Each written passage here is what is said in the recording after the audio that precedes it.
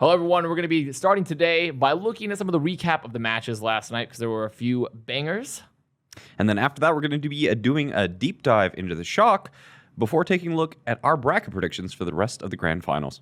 I'm Avast. That is Jayne. And welcome to the final episode of Contested.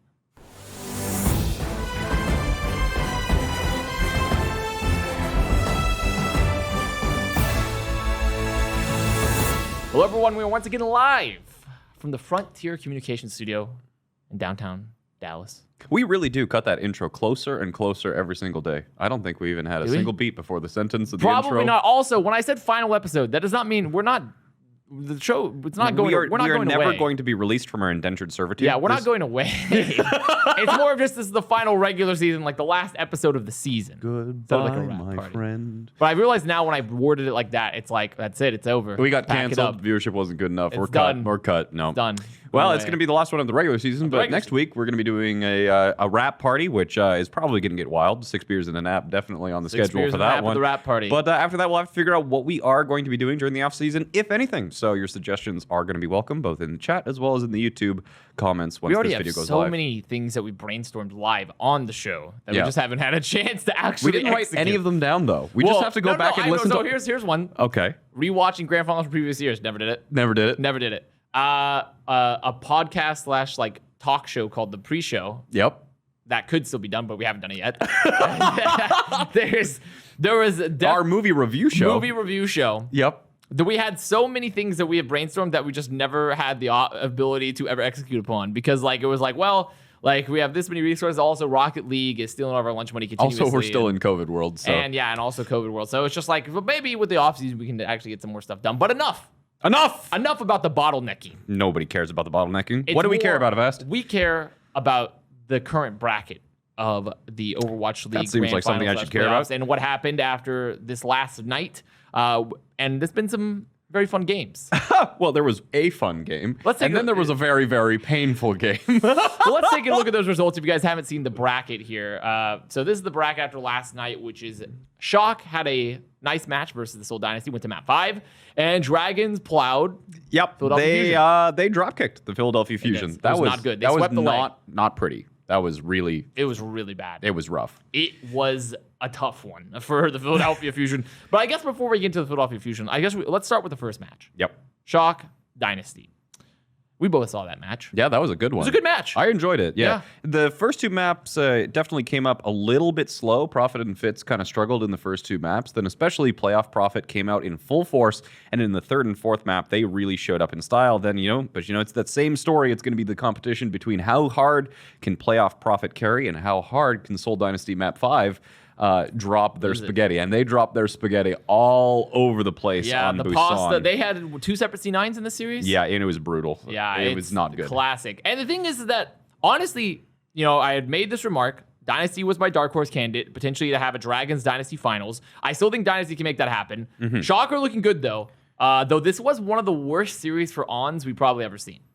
Yes, I think that was one of the things that a lot of people were expecting Ons to be a lot more dominant here, but really there was a lot of back and forth, not just with Ons, in Profit and Fitz as well, but any of these 4 snipers, depending on the map. There was, some people were hot, some people were cold, and there wasn't really a clear dominance throughout the series, let alone on every single individual map. So, And I do think that the Dynasty DPS line was honestly pretty good. Like Fitz and Profit, Playoff Profit, always nasty. Fitz, I still think is like a very underrated player, and very much so. And obviously not that underrated. Top 14, Yeah. he's in Grand Finals, but like it slept on a bit and is good. And I think showed it here. Gestures Hog is crazy, and also a very nice thing I think for Shock is that they chose to stay away from Smurf, which most of the time I'd say, why would you stay away from Smurf? But this time they played a lot of Super on Roadhog. And they found a lot of success with Super on Roadhog. And they played a lot of Ball and a lot of Sigma. So when Smurf did come in. So I do think those are great options for them. Everything around that was great. Super's Roadhog was fantastic. Dynasty, they just spaghettied everywhere. Yep. And they really are they're good at shooting people. They're just not as good at playing over. Like I saw you on the desk, saying Seoul Dynasty just sometimes good at shooting people. Yeah, it's also because the way I describe it, it's like you're just so good at Overwatch, but you just don't know how to play Overwatch. Yep. And that's Seoul Dynasty. Occasionally you get teams with so much talent. They're so good at playing the game and understanding it intuitively, but they just don't know how to play the game as a team. Yeah. And that's Dynasty. So I'm still excited to see what they're going to do. Even if they end up going out early, I think all things considered, it would be a pretty good turnaround for them, but it would kind of based off a meta shift, more so than anything else. But it would be interesting to see that the London Spitfire core, once again, just does the London Spitfire thing, but for Seoul Dynasty, where they're mediocre all season and then do really good in playoffs. Yeah, and Seoul Dynasty, I think definitely, I think it's the more surprising thing, but I actually do think that the Seoul Dynasty in a lot of these situations, especially maps like Hollywood and Volskaya, just had better strategies, much more aggressive holds, holding at chokes, which I don't think many other teams are doing right now. Certainly not the Philadelphia Fusion. I mean, that's for damn sure. But, even compared to the San Francisco Shock on a lot of these maps, they were holding back, giving up a lot of space, and kind of letting the enemy team take these angles and playing the game, trying to win, based off of skill with these sniper matchups. Whereas the way that Seoul Dynasty was doing their defense is not even letting the opponents take that space. We didn't see a lot of Sombra, by the way. We saw a little bit. No, it was just for scouting, actually. Not a lot of Sombra. I remember that. Yeah, actually. Really? That's wasn't that interesting? That was only for scouting. It was shocking to me that so little Sombra was played. I was expecting a lot of double sniper or like double hit scanners, things like that, but I wasn't expecting so little Sombra.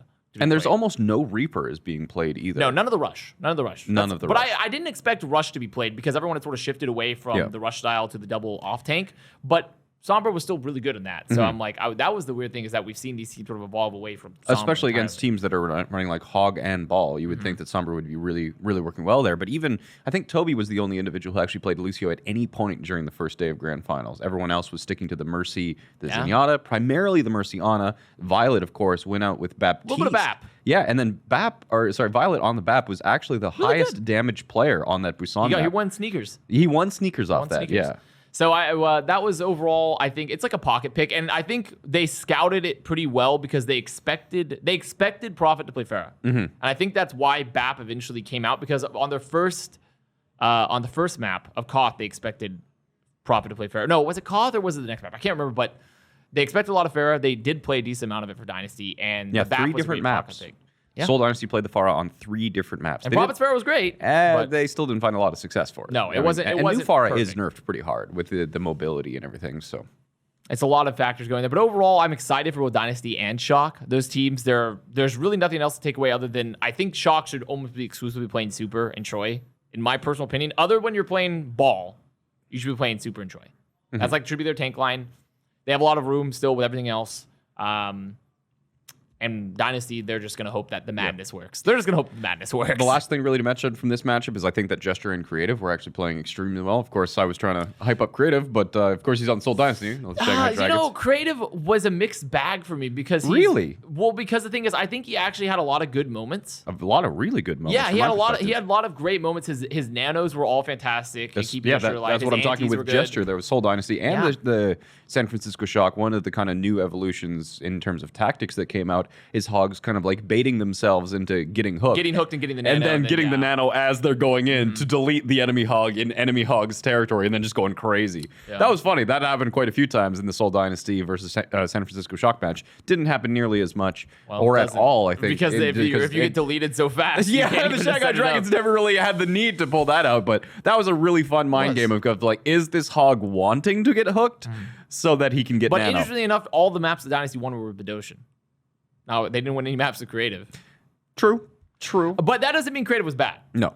I do, in my personal opinion, I prefer Bedosian as like an individual player, but there's something to be said that potentially Creative could fit with the squad, like overall. But I think Bedosian just has a lot of experience. He's really and to be fair, the maps that let's not say the map 5 was map 5, and Seoul just sucked in a lot of different ways, including the C9. And then on the first 2 maps, like I really do think that Creative was playing very well, especially in those 2 maps. But it was Prophet and Fitz just didn't find the rhythm, were nervous, hadn't warmed up, something like that. But Prophet and Fitz really didn't show up for the party in map 1 and 2. Because the synergy with the tank line and their back line was still pretty good the entire time, whether Bedosian or Creative.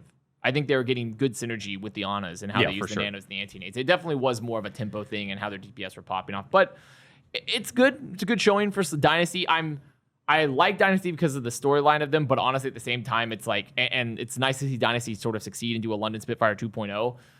But also, I'm mixed bag because essentially Dynasty are just Justice, but an APAC. So it's just they haven't had any more signings, but it's like a meta shift drastically changed their team. So, all right, well, moving over to the other game that was very short and very disappointing and or painful if you're a Philadelphia Fusion fan. What is there really to say about this series? But oh my God, the Shanghai Dragons are terrifying. What to say is that apparently Philadelphia Fusion forgot how to play Overwatch in the time.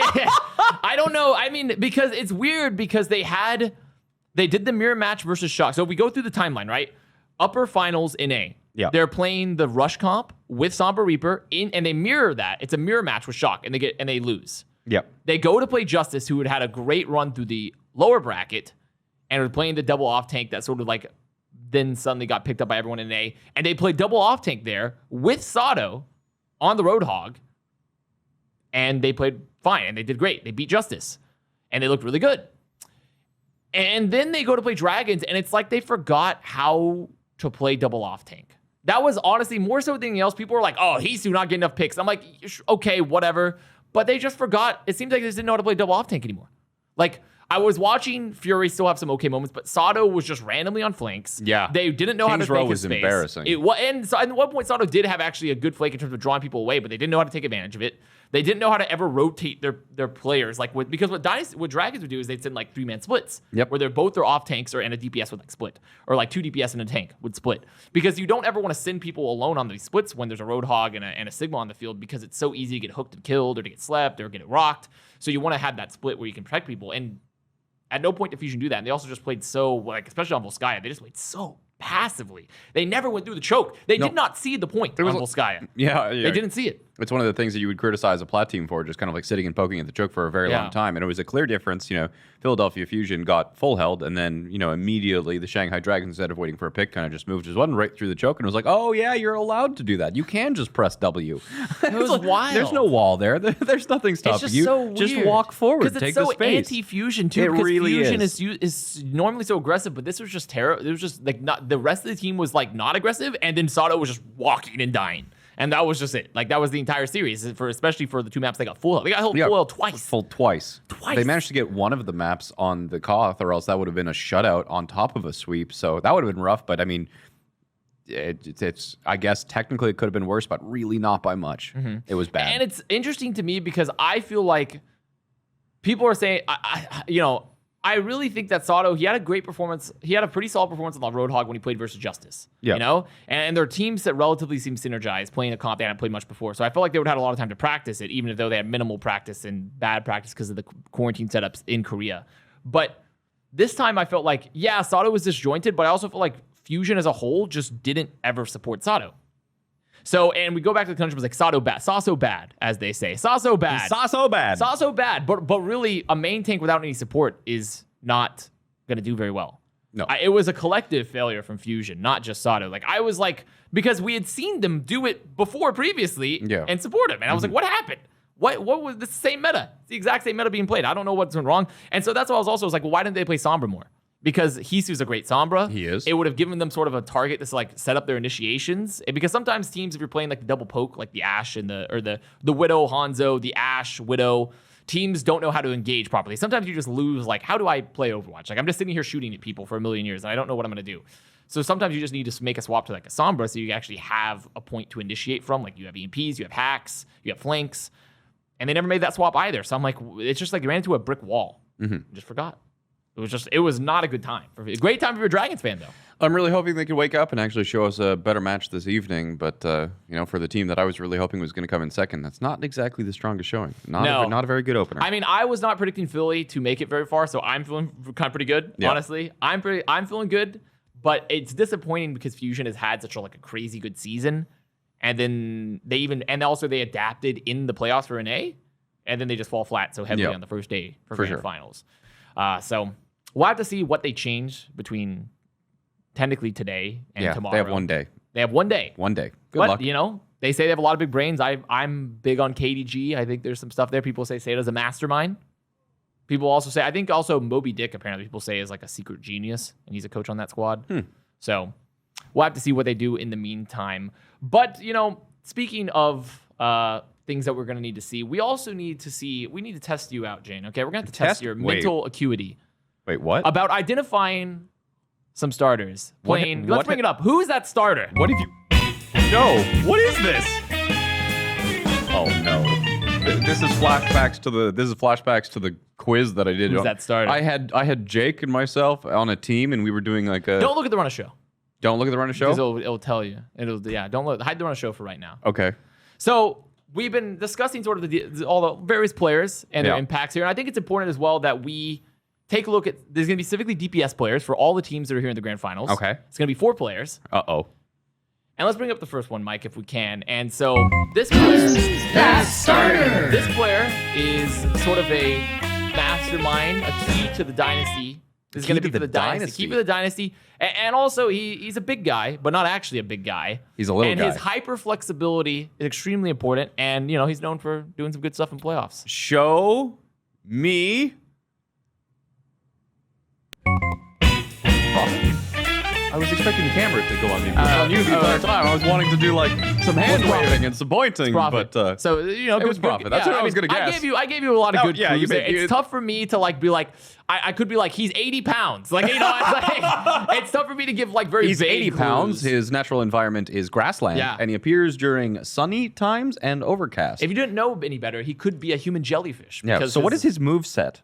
His moveset is he's very flexible. Yeah. He costs a lot of money. A lot of money. A lot of money. Yeah, one of his moves, he's got Meowth's payday, right? And every time, and so far for 3 years of the Overwatch League, he has been on a mediocre to terrible regular season team to do incredible stuff in playoffs. So, and for me, Prophet is like, he's the X factor for Dynasty in some ways, because if he just has a great game, then they'll just win. Okay. They'll literally just win a game because Prophet will just have an incredible series. Okay, let's do the next one, but don't tell me the team. That makes it too easy. Okay, don't tell team? Don't tell me the team. Don't tell the team. Okay, so the next one. What? Wait. DM me which one you're gonna do. Okay, so we'll do the. Okay, let me send it to you. I'll type it to you. Let's set this up. Oh no. We have I was an order, not but prepared for guess this, we'll- chat. Don't worry, we're just testing your mental acuity Are here. you doing the order of Russia? No, Man, I thought creative was on the Shanghai Dragons, so. I sent you a message, but it's not loading. It's not loading, Mike. I have run a show. Run a show? Okay, we'll just do run a show. Fine. Well, the next one then. Here we go. Uh-oh. Starter. This starter was sort of hailed as going to be, by some analysts, as the difference maker for their team. They have had some very popular terms named off of them. Yeah. They recently won an award. Are they by chance known for being a bodybuilder? Performing deadlifts of great capacity? You might Is be it right. Fleta? Hey! Wait, that's another Prophet. Another Prophet flashing up there. Well, I'm not actually guessing it based on the outline, so Yeah, but it's another Prophet flashing. Prophet is just taking over. He has It's all absorbed Prophet Fleta. all the time. It's only Prophet. It's one of those fusion synergy things. Oh, Prophet. you know what the reason is? I don't have internet on my laptop. You don't have what? My internet on my laptop is disconnected. Oh, nice. So Always you know, good? Always good stuff, but I don't right. need it. Don't need it. I'm 2 for 2 for. You are 2 for 2. I'm 2 for but 2. Fleta was sort of, recently got MVP. Yep. Done the Fleta deadlift.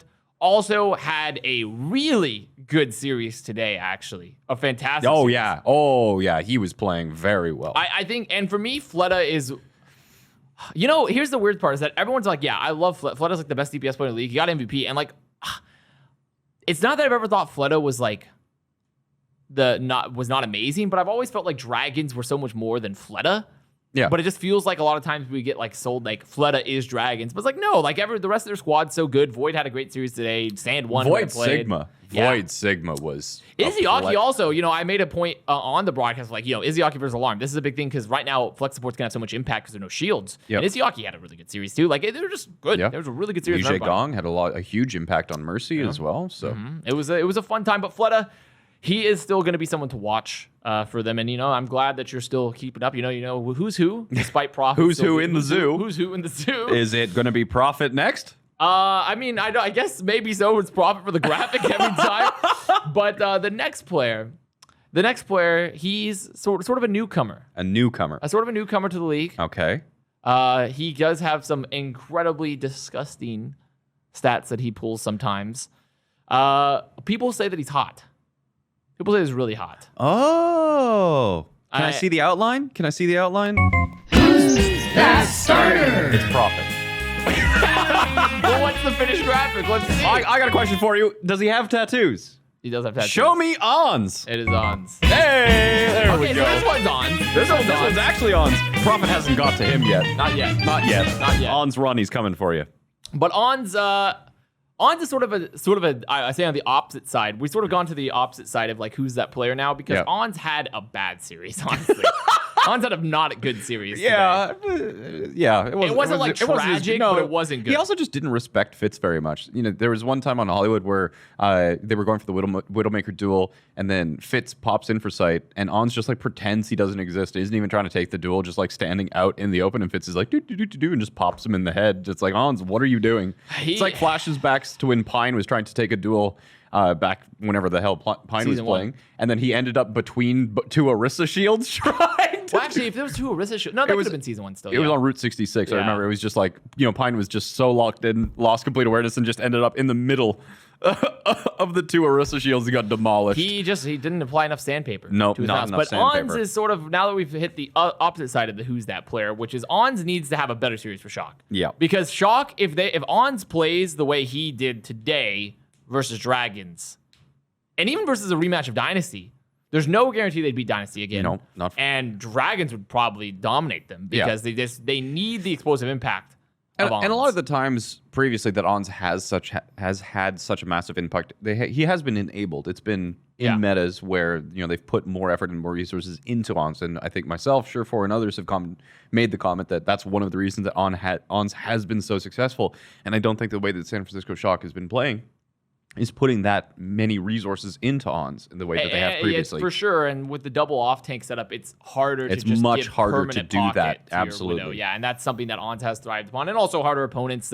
Dynasty and Dragons are both much better at controlling flanks than a lot of the NA teams have had to play. So it's really going to be keeping an eye on Ons. And speaking of the trend of players that could go of either player that's... He's sort of a mix of both incredible but maybe terrible, and also has an incredible stat line. This final DPS player... This needs to be the secret solution. The secret solution, the fix to this team in the grand finals. Going to bring up the outline, Mr. Vice. This person might need to come out to save this squad. He's known as a god gamer. We've heard all about him. You had me go until I saw the outline. Who's that player? Who's that player? Who does that team need? He's the one that they forgot in America. It's Chipsa. Chipsa! Fusion, they need him. I thought this was who's that starter. What do you know that I don't? He's going to be the starter tomorrow, for sure, after this segment. Apparently, he's starter material. I thought I was the leaker here, but nope, it's you. He's starter material. We need Chipsa. Do I have any actual substantive reasoning for this? No, I just thought it was funny. I have no actual substantive reason. I don't think a Doomfist would help them in any way, but I just thought it would be funny to do a Chipsa segment. Hey, your description's wrong point. I got 4 out of 4. Well, the last one I got. Well, to be fair, one of them I literally gave it away. And the other two, I mean, like, it's hard to be super vague without like making it almost impossible. But who's that starter? Yep. I just felt like we had to give it a Chips, no win. No chips, no win for the Philadelphia. That's more the actual highlight analysis I'll take from that is that Philadelphia Fusion fans are so desperate after being absolutely raffle stomped by the Dragons that they're searching for any answer. And Chipsa, he's that bad boy. When you're in that stage, you're like, I want to get with him because he really gets me. And Fusion fans are like, Chipsa, he's slick, he's cool, but he's not what you need. He's not going to fix you. Okay, you need to play better Overwatch. Play more coordinated Overwatch. Chipsa, that bad boy, he's not going to fix the Philadelphia Fusion. He won't. As much as we want him to, as much as we want to look into his eyes, see that beautiful man, he won't fix that team. Won't do it. Well, that's who's that starter. So now we need to do. We sort of had a split decision here to choose your own adventure. I was like, well, Shock don't win. I don't want to do a deep dive into them, honestly, even though we still need to do a deep dive. But they won. They did. So let's do a deep dive into Shock. That's our final one. So Shock, I think, considering how weak at points they had looked when the meta had shifted, I was kind of scared for them coming into the grand finals. Yeah. I was a little scared for them.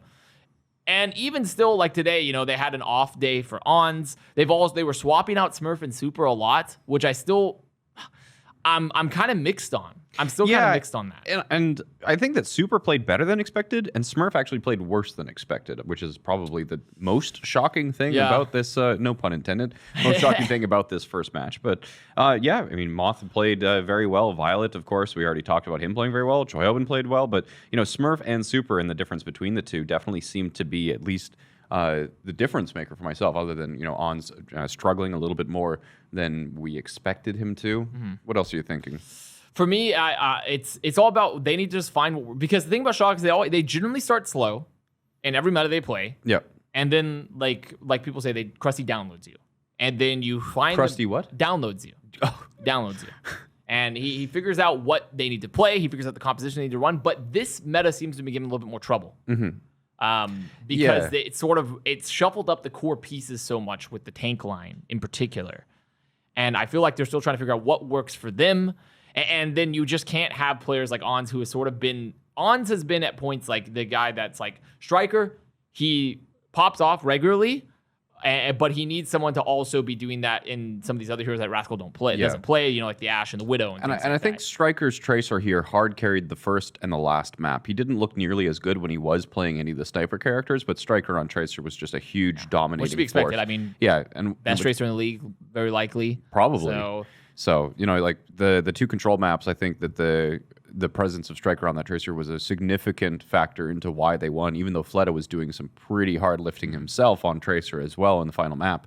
But yeah, the Striker on the sniper characters wasn't nearly as large of an impact. And then, like we mentioned it earlier, but so far, you know, we're not really seeing the same kind of crusty level strategies that we would have expected. Seoul Dynasty seemed to have them kind of out-prepared in both strategy and tactics in this series. I think it's just a meta that they struggle with in terms of, like, Shock's really good at coordination and just, like, setting up a front and how you want to do, like, a split push, how you want to set up a dive, how you want to set up your ult combos. But they've been struggling a lot with the chaos play that is sort of this meta right now, where they're getting better, though. You're seeing like more body blocks from the tanks, because you don't have shields, you got a body blame for your tanks to take damage, you got to swap off the, you know, give nano boost to save your Roadhog, things like that. But they've just been having trouble controlling flanks and doing these split pushes as much compared to what is normally been played meta-wise, which is just singular dives, you know, Orisa halt pools, you know, very aggressive rush comps. So they need, and I think almost all of that is come down to just their tank line being in flux, because they're like, do we play Smurf on ball? Do we play Super on Roadhog? Do we play Smurf on Zarya?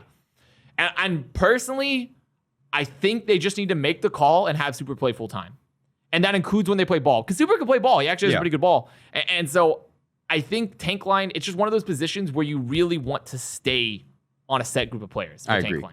Yeah, and as much fun as we've had kind of making fun of people just cheering for Super out of, you know, his popularity and everything, you know, especially back with the Genji saga when that whole thing came out. Yes. No, I legitimately think, without a single shred of irony, that just sticking with Super is the right play. He's playing very well. The team is looking better with him in. You know, again, we saw this first map. Smurf is struggling a little bit, and you really only have 24 hours to prepare for the next thing. So absolutely, if I'm Krusty, you know, like, leave Super in. He's what's working. You've only got one day, so you got to fix the stuff, you know, especially the DPS line, the coordination, getting a little bit more. Because Ons having an off day, that happens, you know? Yeah. But if you have a more consistent tank line, then you can do more for Ons. Because Super really understands, his mechanics are insanely good, and he understands how to just force aggressive fights and just like go in man mode. Like he treats Roadhog like Ryan, which honestly you're supposed to do. I honestly think Roadhog needs to be treated like Ryan right now in this meta, and Super can do that. And Smurf just doesn't have that same level of understanding, and I think at the same level of mechanics. And then they can give some more space to Ons, right? Because once they do that, they'll be good. It's Shock. You know, if Shock figures that out, they can win the league again. They can win the league. You think they could even beat the Shanghai Dragons? I think if they figure out exactly their lineup, they keep their consistency and they give the space, I think, and they make sure that, and they're not having off days, obviously, they could win the league again. They could beat Dragons. Do I find it likely? No, Dragons are looking so good, but it is 100% within the realm of possibility. Like, I could definitely see Shock figuring stuff out and getting further. I don't see Fusion necessarily doing that. I could see Dynasty floundering when someone's like counters their chaos, and maybe someone, you know, they're so reliant on just pop off. But Shock can figure it out and win the league. They are the one team I trust most if they figure it out to beat the Dragons. Otherwise, like, I'm defaulting obviously to a Dynasty Dragons like final, which was my initial prediction heading in. But if Shock just figures it out, they'll be there. They'll be in Final 2, and they could beat Dragons. They just need the consistency. Yeah, so the San Francisco Shock playing the Shanghai Dragons at 4 a.m. Dallas time here this morning. I don't think they're going to win that one, but at least that's going to be, it's not elimination. Of course, they're in the winner's bracket. That'll probably knock them down into the loser's bracket. Well, they'll play the winner of the Seoul Dynasty versus the Philadelphia Fusion. And I think that we will be able to win really, regardless of which one of their opponents. I'd been hot on the Philadelphia Fusion before. Definitely kind of doubting that prediction after that floundering play against the Shanghai Dragons. But, I definitely think that you're going to see the Shanghai Dragons beat the San Francisco Shock. Hopefully, I think that it would be a good result at this point for the San Francisco Shock to take a map off them. Maybe 2 if you're being a little bit optimistic. I would love for Shock to take 2 maps and solidify their tank line, Yeah. Because it's all based around the tank line for Shock. But either way, winning or at least taking a map, but getting some more critical information against the Shanghai Dragons, then going down to the losing bracket, getting some even more practice, then they'll have that second shot at playing the Shanghai Dragons, more information. So I think that's Shock's road to the finals. Yeah. Is that going to be enough to beat the Shanghai Dragons? Because the Shanghai Dragons, that'll be their second time playing the San Francisco Shock as well. So it's their neural network. They just need to just experience it a bunch, and then they're like, "Yep, that's the right way." But you don't have that many analogy chances. is honestly perfect. That's exactly what needs to happen. 100%. So that's really how I feel about the Shock. It's like if they repeat enough scenarios, they can win the league. Otherwise, and they find that otherwise they're kind of not. I don't see them even beating necessarily Dynasty in their rematch. Well, let's go from there right into our grand finals winner predictions then. So I'll start us off. Yeah. Okay. Basically, I think that right off the bat, I think the San Francisco Shock playing the Shanghai Dragons. I think the Shanghai Dragons win, probably 3-1. I'm hoping. I think the San Francisco Shock can. So is this after Shock go into losers then? No. So this first match that comes up, San Francisco Shock versus Shanghai Dragons. I think the Shanghai Dragons win, and then the second match of the day has to be the losers bracket between Seoul Dynasty and the Philadelphia Fusion to decide who's going to play San Francisco. And right now, I think you have to say that Seoul Dynasty is just looking like the better team. So I see them playing against the San Francisco Shock. I see no reason why the San Francisco Shock can't beat them for the second time in a row and then move back in. And then, of course, play the Shanghai Dragons once again in the finals for the cup. You can't just pick 2 paths because that's cheating. Because it's like, then I'm always right. Yeah. Which I am. But you are always right. That's true. So I have never got a prediction wrong, ever. You can check that. Don't check that. And so I will agree Dragons probably wins it. And based off my initial predictions, and if Dynasty becomes their true Spitfire form with the inner Spitfire that is within them, I see Dynasty making it to finals still. Okay. It's not crazy for Shock to make it out, but I believe Dynasty, there's just something about them. They got the Spitfire charm. They got just charm. They do have the charm. They got They're it. very charming. When you're just really good at Overwatch in a meta shift, when it happens, you can just do great things. And I still think Dynasty can win the rematch. This is probably the only time I've ever simped for Dynasty. This is the only time. Yeah, we've been pretty rough on them through the regular season. I have been generally very down on them. They deserved it. But it's just the perfect storm for them. Yes. Otherwise, Shock, it's not crazy, but I still think Dragons Dynasty final myself. I'm still seeing it. I'm still seeing it currently. So there's that. That's our, and I would say if Dynasty goes, it's going to be like it'll probably be a 3-1 Dragons. 3-1 Dragons? Yeah, if Dynasty goes to the final. Yeah. That seems about right. So there's that. There's our grand finals. There is that. So we still have Mailbag. Tuesday, on our last episode of Contested, before the actual last episode of Contested, which is today. Sad. Shed a singular tear. Sag. We asked our respondents to say who is the most underrated player in the Overwatch League, and I actually interpreted this question to mean of the grand finals teams. But we had a lot of questions or a lot of answers coming in from people just all over the league who they thought were greatly That's how overrated. I meant it to be. Just any player. Okay, well, I'm just in grand finals mode. Because it was spurred by the discussion of when Big Goose retired and Shaz left. No, you're right. Like, people Big Goose isn't Overwatch League level, which I thought was ridiculous. Yeah, so. But what about AKM? No. What about AKM? All right, the first one's coming in from Matt Knopp on YouTube. He says, Ivy is one of the most underrated players in the top 4. He was starting roster in the beginning of the season, pooping on May. Took a break in the midseason, but is now starting again and is objectively playing better Reaper than Carpe has. That's fair. Okay. Carpe, to be fair, Carpe literally has played less Reaper than Ivy, I'm pretty sure. Ivy has just played more Reaper. than Carpe. Carpe just rests until he comes out for grand He just finals. rests. He is essential to Philly's team, yet people talk about EQO more than Ivy. I think that Ivy's been getting more shadow. I think this season Ivy has definitely overshadowed EQO. Yeah, I agree. Yeah. Despite only playing 3 hours this entire season versus Ivy's 18. Yeah, no, I disagree with that. I've definitely heard more discussion around Ivy than EQO, but otherwise. Underrated. I mean, I put Ivy in like the Rascal reinforced tier. I put Ivy in the rated category. Like it's like he's properly categorized. He's properly categorized. Like, yeah. Is that a good one? Let's see. So I have a bunch of memes from my Discord, of course. That's shocking. I would have never imagined such an occurrence. So here was one that I thought was interesting, and it was from Retrograde saying Crimzo is underrated. I hard agree with that. I don't even care what he's put as the justification. I hard agree. Him and Paintbrush. Apparently, it's the reoccurring hot take for him. Oh, okay. I mean, Paintbrush has also been grinding so great. Yeah. I mean, Paintbrush has been scrimming. Like, they set up a squad here with other Overwatch League players, and they've been scrimming like 5 days a week and playing ranked. And I mean, Paintbrush has really, really stepped up his game. So here's my take is I can see Crimzo. Myself, personally, I don't see how Paintbrush is underrated. You don't think he's underrated? I don't think he should be rated currently.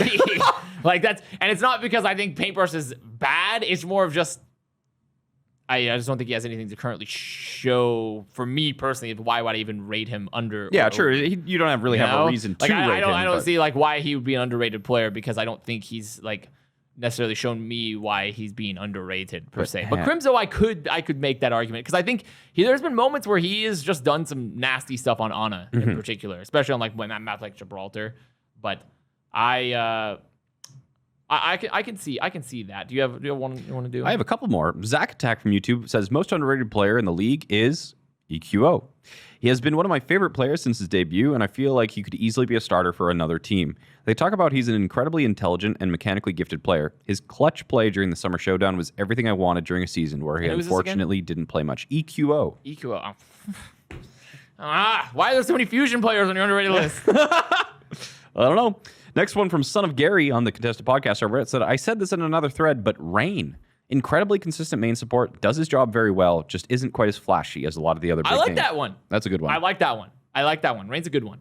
That is actually, I was really not big on the Rain signing too when it happened because I know Valiant were like looking for other like players like at the time and like they set it up with Rain and I was like, I wasn't huge on Rain because his time on Mayhem I was like, but then he's actually looked pretty good throughout this year. So I think that's a great one. I think Rain is a great one. Do you have another one? I do. It's tough to tell if it's a meme or not because I see a bunch of people say like Zik, which is like a meme, but then someone says unironically Zik is underrated. So for myself, I don't even know where I put Zik, honestly. Like he came in and played mostly May when he was playing. I think did he play a little bit Sombra too? I think it was definitely a lot of May. I don't really feel like I could underrate. Zik is also in the territory of why I don't really know if he'd be underrated because like, are we rating Zik? Like I don't know. He just hasn't had enough time. Like it's with Toronto Defiant, and I can't have that. But I think a better one was Punk. Punk. That's the Zik one was from Grilled Cheese. But Donk in my Discord said Punk joined Boston and immediately they took a match win off the glass while looking competitive with 2-3 matches against Paris on the OP Genji patch. Then the Boston brain rot started to the set, so they began losing big time again. Punk is a weird one because Punk's a weird one because I feel like Punk was almost like not. I think he's probably overall definitely better at off tank, but he's like it feels to me almost like RCK 2.0. Yeah, he's also got a little bit of a cult following. I think all the guys come out of OC have a little bit of cult following. Who everyone, OC is just proud of anybody who manages to make it out of that region. So I think that Punk is probably got a little bit of hype behind him and is, if anything, properly rated or overrated. So. Yeah, he's another player because also there's moments where I'm like, I don't like Punk, but also that's just being a tank on a bad team where like your play looks a lot worse because of how terrible your comms are or how like you're the lack of support. So Punk being underrated, I could see, but Punk also has a cult following. See, I love answers like Rain because Rain, it's like, who is a cult follower of Rain? The answer is almost no one. The cult of Rain. Like, and that's generally something that could be said for main supports in general. I think one that I would have accepted as from a top 4 team that could be called underrated still, like a true underrating, was maybe like creative, maybe creative from like a top 4 team that is underrated. Like that's one I could be like, okay, I could see that. Join the creative hype train. I'm not on the creative hype train. I'm on the creative hype train. See it, but because I'm still not big on creative myself, but I could understand why people would call him underrated.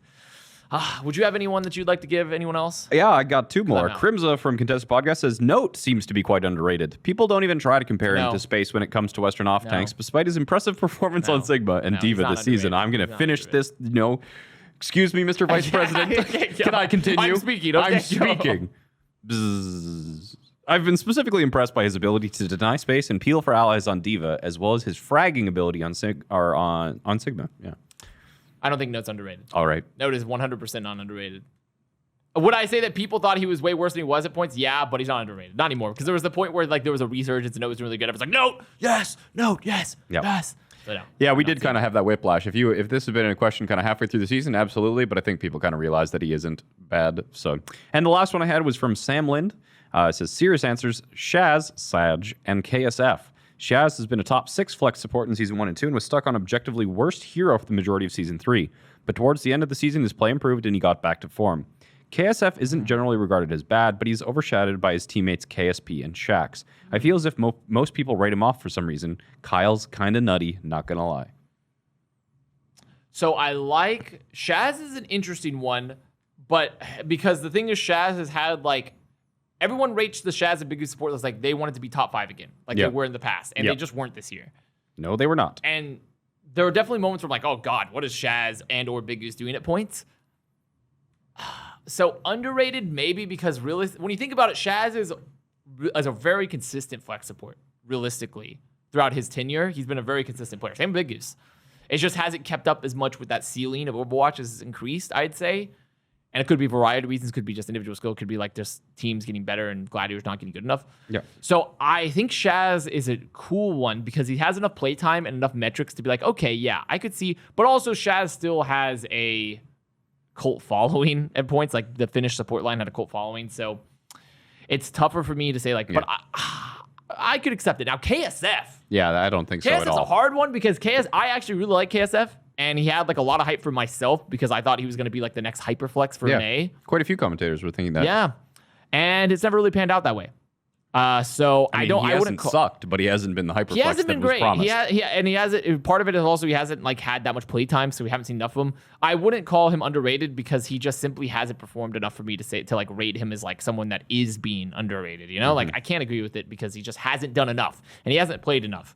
But I could take Shaz. I could take that. Is that the end of your list? No, that's the end of my list. Your list. I don't have any more either. So that was. We're gonna have one last mailbag For the question wrap-up. For the wrap-up. the wrap-up. We're gonna do a wrap party next week because this is the last contested episode of the regular season. Of course, the next episode is going to be Tuesday. That's after the grand finals. We'll be entering the off season, and we haven't figured out our off season plan. So I guess the mailbag question is, how do you want to celebrate the first successful season of contested? What should we do for the watch party? What should we do for the rap party? Wrap party, not watch party.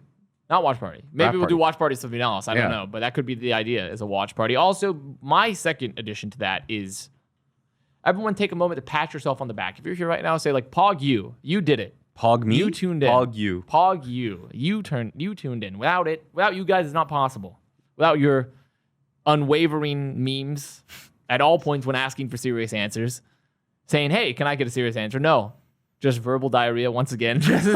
And then can't have that. Without that making our jobs a lot harder to find true answers, Yep. then we couldn't make the show without you. We couldn't ramble and rant and just say very silly things and do silly things. It's just not possible. We couldn't eat 100% dark chocolate. Also, this is an aside before I finish this, is that all the I said 100% dark chocolate's not good. It's terrible. And Europeans are like, NA can't handle chocolate. It's like, what are Europeans eating 100% dark chocolate all the time? Is this what you guys are doing over there? I hope not. Like surely not. But that's the second part of the what should we do is thank you guys for tuning in and, good stuff out there. We do have a wrap episode next week. Yep. And And we can just make it a freebie too. It's like throw whatever else you want on there too. Whatever Throw you want to say on the mailbag, and we'll Whatever just you read wanna it say. for the rap party for technically. What do you want to the see for finals. season 2? What do you want to see? Yeah, what do you want to see for season 2 of Contested in whatever form it may take? Because there's no guarantee it might stay the same. It could always we could do something wackier or weirder with it. It could always change. Oh, The pre-show, yeah, we could always do that. We could finally get enough budget to just full CGI everything. That would be sick. and we'll have to do kind of once we get in-person events, we'll have to do Contested live at the homestands. Oh yeah, finally fun. also get interviews rolling again because it was Oh, almost my goodness. impossible to do Oh, my interviews. God. We had a couple great interviews, especially with did. Numlocked, and we just were never able to get them because everyone was impossible to get because we were expecting the Homestead format. So hard. So hopefully we can do that again. And next too. week we'll also learn some martial arts so we can defend against getting kicked in the nuts by Rocket League. Yeah. And we'll be able to fight back in season 2. I will watch Cobra Kai, the movie. Apparently, movie, apparently not the Cobra TV Kai is a show. movie. The It's not a movie. movie. It's not a TV show. It's a movie. But that has been the final regular season episode of Contested. Technically, it's not regular season, it's playoffs. But Sag. I am Avast. That is Jayne. Put your comments in the Envytv YouTube comments below when the video is live, in my Discord, in the Contested Mailbag on Reddit, in the podcast reviews, which still no one has used. You haven't checked, don't lie. I haven't checked, though. I haven't checked. That's fair. Well, we'll be back next week on, what are we thinking, Tuesday, Thursday? Tuesday for a wrap-up episode of the Overwatch League and just doing a freebie and chillaxing and doing whatever.